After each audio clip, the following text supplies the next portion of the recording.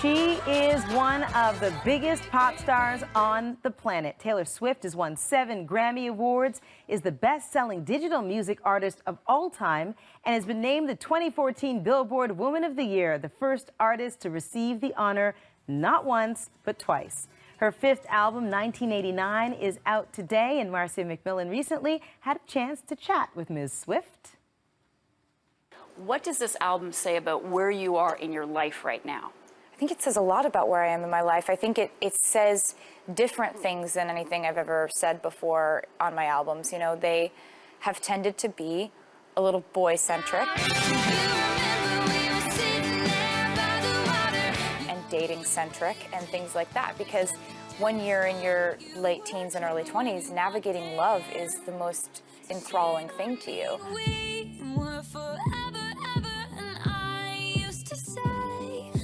But for me, the last 2 years of my life I've been more fascinated with discovering who I actually am and what I actually want, and living my life on my own terms and defining what I want my world to be with no outside input. So that's a new statement to make. You know, there are songs about what it was like for me to move to New York. And there are songs that reflect back on relationships that ended without thinking that they were bad. And the first hit, Shake It Off, pokes a little bit at your critics, and the song says, haters gonna hate. Have you got to a place where you don't care what people say about you? More so than ever before.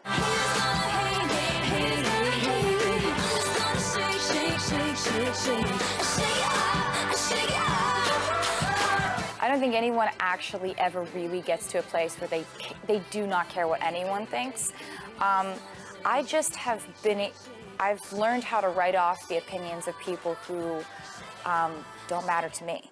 So I think that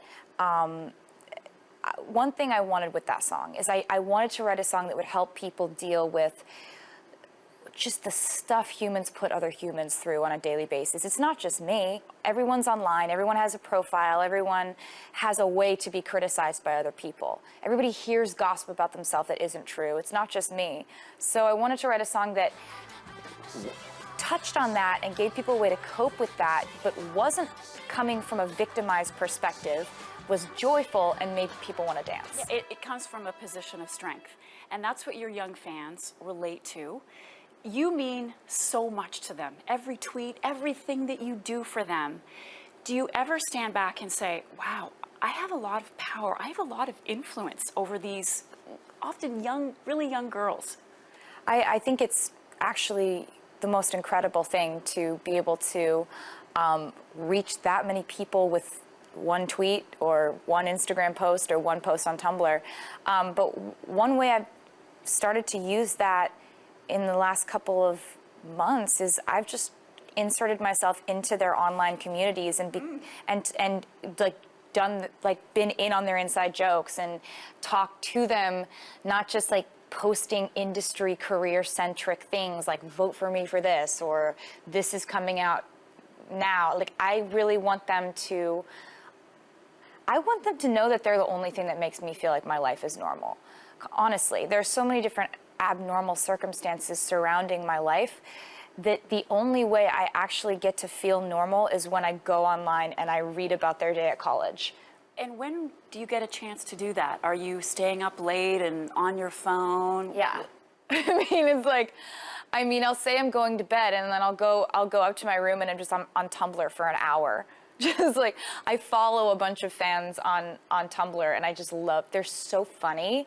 And I love that the internet has given people such a creative way to express who they are and to show their identity and to develop their sense of humor. And I just like, I have a really good time with it, and I think the more I've gotten comfortable with being myself and letting people know that I'm awkward sometimes and I'm not that cool and like I'm not edgy, I think the more you just be yourself and you kind of lead by example, the more my fans are cool with joking around with me and maybe living their lives more comfortable with the fact that they're not trying to be something they're not, because I'm not either. Can you do anything you use the word normal, so I'll use it. Can you do anything like a normal person? Can you go out for a coffee? Can you go shopping? Or is everything an event with tons of paparazzi following you? Anything outside my house or my apartment doesn't ever really feel normal. I try so hard to make it normal because I don't engage, like if I'm being followed by a camera crew and all these paparazzi, they know that I don't want to have a conversation. And in New York, they're very respectful of that. Like they just take their pictures and they say thank you and they leave. I don't want to make it into a press conference. My friends wouldn't want that either. But in my apartment, in my house, we can bake, we can make dinner, we can dance, we can do whatever we want. It's just that it's just a fact that when I'm outside the doors of my apartment, people are watching me, and that's the life that I chose. And you're okay with it? I have days where I am and days where I'm not. You know, like I don't think anyone has a solid stance on any way that they feel. Like it's like saying, are you happy every day? You know, I mean, sometimes it feels absolutely stifling and overwhelming, to be honest with you. But most of the time I'm able to go through the mental exercise where I just say to myself, how many years did you want this? How many years did you dream about this? How many times did you say to yourself that if you ever got famous, you would walk up to people in restaurants and introduce yourself if they were trying to take a picture of you? Like, I always used to say when I was a little kid, like, if I ever got to do this, I would make the most of it and I would try to do good things with it and I wouldn't be all weird and affected by it. So it's not a normal life. I think it's only honest that I admit that to myself.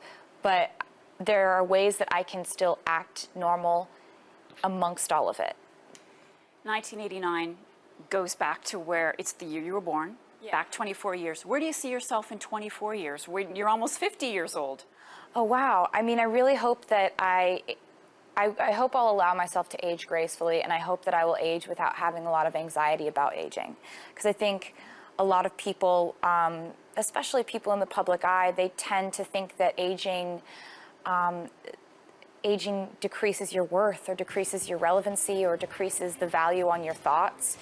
And I'm really hoping that with time I'll gain more wisdom and I will use it for good and not allow my brain to create all this anxiety about something that's going to happen to everybody.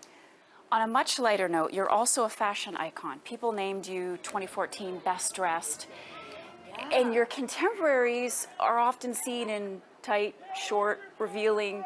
You've gone the other way. Was that by choice to go in a different direction? You're decidedly more ladylike.